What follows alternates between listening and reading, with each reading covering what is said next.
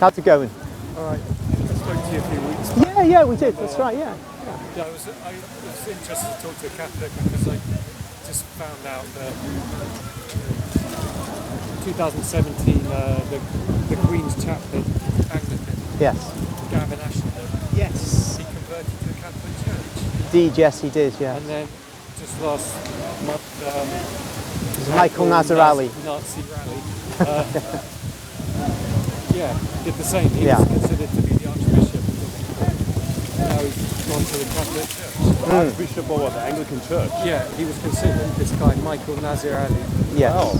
Yes. And now he's defected to the Catholic Church. Yes. So I just, what's happened? What's going on? And I read the Pope doesn't want it. He doesn't want to be like, oh look, we're poaching all these. He's embarrassed himself. I guess if the men or women make their decision in their conscience, they'll do that. I know what you mean about the Pope not being too keen on conversions. Yeah. I'm not so bothered about that. I'm interested in the fact that people are converting. You think it through. The smart guys in the Anglican Church. I think part of it is when we had Pope Benedict, he introduced this thing called the Ordinariat, which was for Anglicans to convert to the Catholic Church, but they could keep the Book of Common Prayer and other Anglican ceremonials and so on.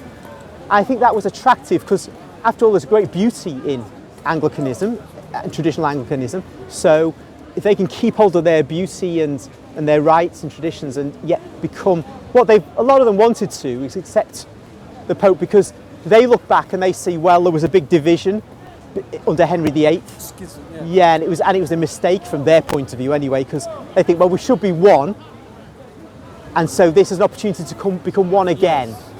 Yes, obviously it depends on your perspective. Like the Oxford movement in around 1800. Yes, 1830s, 1840s, and so on. Yeah. Edward Pusey. Yes. I mean, I'm from Oxford. Right. Okay. I didn't know all this when it should have been like drilled into me. Yeah. That this has been the centre of this Anglo-Catholic business, hybrid church. Yeah. Which, when you read history, you just think you just can't rationalise it. It's just completely insane to say, oh, we're Anglo-Catholic. That's can't be both. I heard that. I've only just recently heard that term, Anglo-Catholic. There's a church in Lavender Hill, like around Clapham Junction, and it says Anglo-Catholic Church. Okay. I didn't really understand what the term was, but what is that? It doesn't make sense. They're what you might call the highest of the high Anglicans. They're like Catholics were before the Second Vatican Council. Okay. There's a church somewhere over there. You go into it, you think you've come into a real traditional Catholic church, but it's Anglo-Catholic. And it's because the Anglican Church was always divided, and one of the factions was that group that wanted to keep the faith of their ancestors, but had to accept the authority of the monarch as head of the church. And so that was their compromise. But of course, as the politics have died away, a lot of them, particularly with the introduction of women priests in the Anglican Church 30 years ago or so, a lot of them came over, and gradually it's been numbers after that. But that's it.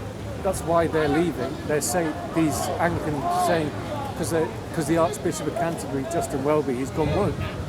He's he's bashing the empire, and they're like, we don't want to bash the empire. It's not what the Anglican Church is about, bashing the empire. So it's a case of go woke, go to hell.